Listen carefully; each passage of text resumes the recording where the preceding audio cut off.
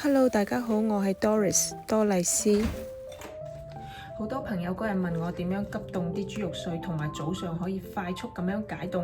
咁今日同大家分享，做咗家庭主婦之後就開始有富貴手，所以習慣咗煮飯做家務都會戴手套。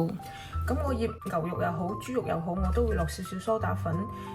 落咗梳打粉之後呢，嗰啲肉會滑啲、嫩啲。咁呢啲係個人喜好，你可以唔落，有啲人係唔中意落㗎。咁我會準備少少水啦，咁我就會落少少梳打粉啦，少少就好咯喎，唔好落太多喎。咁放響啲水度，咁撈勻之後呢，就直接倒落去。之後首先撈勻先。如果你唔中意放梳打粉呢，咁你就省略呢一步就得啦。咁啲梳打水同啲豬肉撈勻之後呢，就而家簡單調味就 OK 啦，就調個底味就 OK。因為你到時煮嘅時候呢，就會落豉油啊、蠔油啊嗰啲，因為你唔可以提前落豉油去醃。如果唔係呢，到時炒出嚟呢，啲肉係好容易黐底窿底㗎。咁你就簡單調味，白胡椒粉、鹽啦、糖、生粉。之後撈均勻，撈均勻之後呢，再倒少少油去。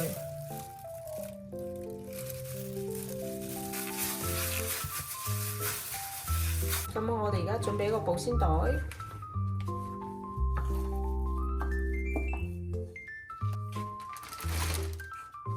咁你而家就冇鎖住佢先，我打開口，咁樣將佢放平佢，撳。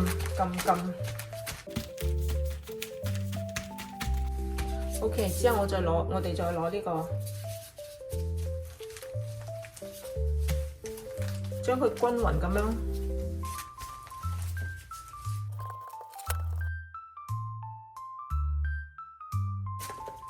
OK， 而家你睇下，就會咁薄啊嘛，薄嘅就會容易解凍啊，到時。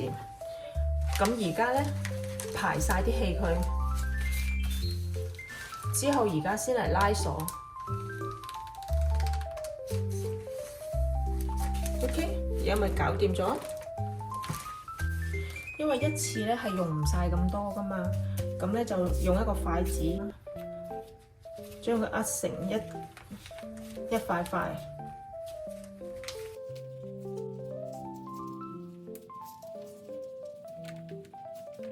你用筷子間開一格格，你用幾多咧？到時就搣幾多出嚟。急凍咗之後咧，你就咁樣屈斷佢。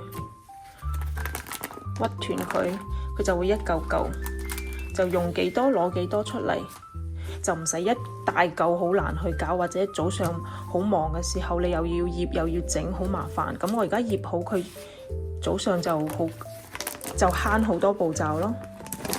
咁我會向上面黐一個貼紙啦，寫住呢個係咩肉，幾月幾號醃嘅，盡量會響1個星期之內用晒，打平放入去冰格入邊急凍。需要用嘅時候搣一嚿出嚟就 OK。咁而家嚟解答第二個問題，就係急凍咗嘅肉早上點樣快速解凍呢？咁你搣開佢之後呢，搣開一格格之後攞一嚿出嚟，放喺個細嘅碗入邊。咁呢個拉翻埋之後呢，放翻去雪櫃入邊。咁之後你用一個大啲嘅碗，大過呢個碗。可以放得到向上面嘅，裝少少熱水。我通常都係水喉水嗰啲熱水開最熱嘅時候，咁裝一半。